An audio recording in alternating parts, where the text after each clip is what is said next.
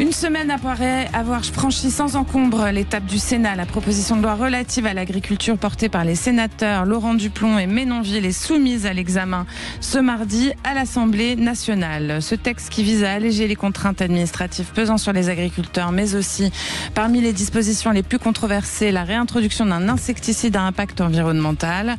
Et puis malgré une opposition marquée au sein de cette gauche, une majorité se dessine en faveur de cette réforme. Le texte controversé qui vise à lever les contraintes des agriculteurs est passé par une commission mixte paritaire tout d'abord, qui a permis l'écriture d'un compromis entre députés et sénateurs. Il a déjà été adopté au Sénat mercredi. Donc la question, comme vous l'a dit Judith, c'est maintenant chez les députés. Nous vous posons, vous, les auditeurs de Sud Radio, la question sur le compte X. Faut-il lever les contraintes environnementales sur les agriculteurs? Vous répondez oui à 83% avec un sacré capital sympathie pour nos agriculteurs français. Et pour en parler, nous sommes avec Christophe Marange, qui est directeur général de la société Modèle, qui conçoit Vititunnel basé au Allian, dans la Gironde. Une solution pour protéger les vignes sans pesticides. Alors parlez-nous-en justement, Christophe, puisque là, on n'en entend pas beaucoup des solutions en ce moment. Eh bien, écoutez, c'est une solution qui est dans l'air du temps, malheureusement. Aujourd'hui, on a de vraies problématiques au niveau des agriculteurs et de la viticulture sur les pertes de récolte dues aux aléas climatiques, comme le gel, la grêle, mais aussi les pertes de récolte dues aux maladies, puisque vous n'êtes pas sans savoir que le milieu est à l'origine de pertes de récolte substantielles chez nos viticulteurs. Et nous avons décidé de développer la solution Vititunnel, qui permet de répondre à l'ensemble de ces problématiques. Donc une protection contre le gel, la grêle, mais aussi une réduction de l'utilisation des produits phytosanitaires. Aujourd'hui, on est capable, sous les dispositifs Vititunnel, de conduire une vigne sans aucune utilisation de cuivre ou de produits de synthèse, donc vers une agriculture, une viticulture beaucoup plus propre. Est-ce que c'est valable ? Ça veut dire que c'est possible, Judith, oui, déjà c'est un point. C'est valable pour toutes les agricultures aussi. Est-ce que ça marche aussi sur le reste ? Alors, malheureusement, ça marche pas. Surtout, on n'est pas la solution miracle. Aujourd'hui, cela marche sur les maladies qui sont pluviodépendantes, mais on a aussi des intérêts sur d'autres cultures, puisqu'aujourd'hui, nous travaillons sur les petits fruits rouges, la culture des petits fruits rouges. Donc là, sur une approche beaucoup plus tournée vers le résultat, la protection du fruit par lui-même, mais pas forcément sur une réduction des produits phytosanitaires.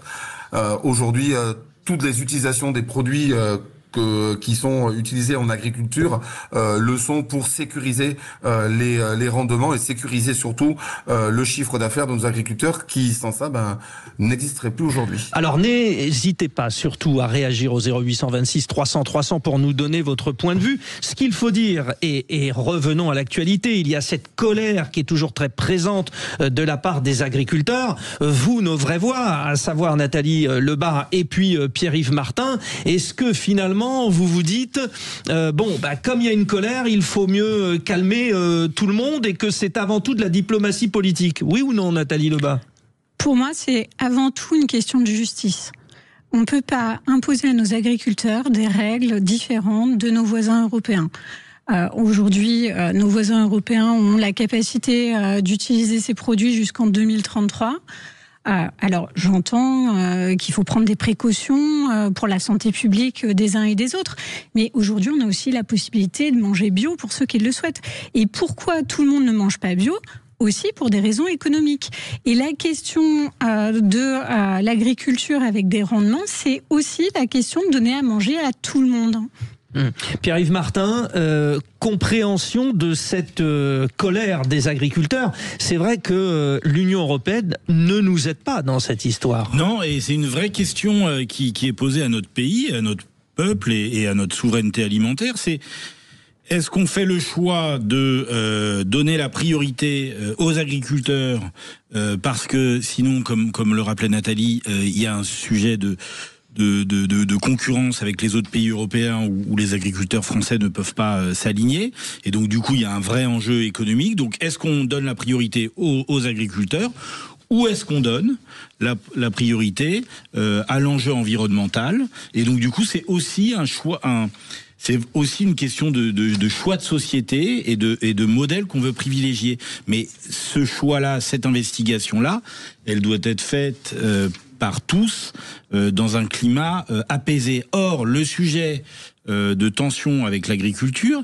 c'est toujours des moments de grande tension parce que les agriculteurs ils sont à bout et voilà, et ça se manifeste par des heures à travailler pour pas grand chose. Voilà, et ça se manifeste par des expressions X, Y, Z, par des manifestations, et c'est pas dans le cadre d'une manifestation qu'on peut avoir un discours apaisé. Ce qui serait extrêmement bien, c'est de pouvoir organiser des rencontres et des échanges hors manifestation, avec une feuille de route claire et nette, un choix qui est défini, etc.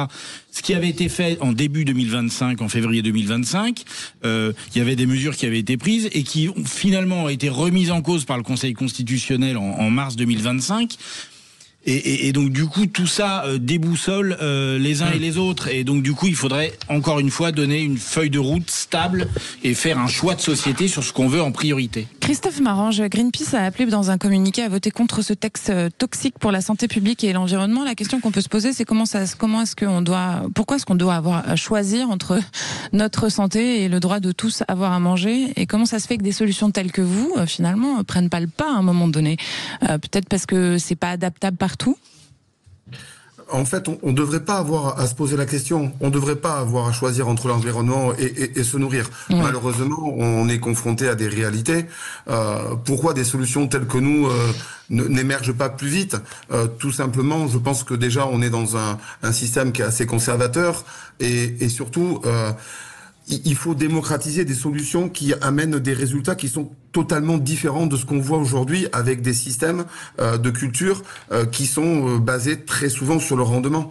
Aujourd'hui, il faut vraiment qu'on se positionne sur quelque chose qui va accompagner les agriculteurs tout en les nourrissant eux aussi. Il faut se nourrir nous, mais il ne faut pas perdre les agriculteurs sur le bord de la route. Bien sûr.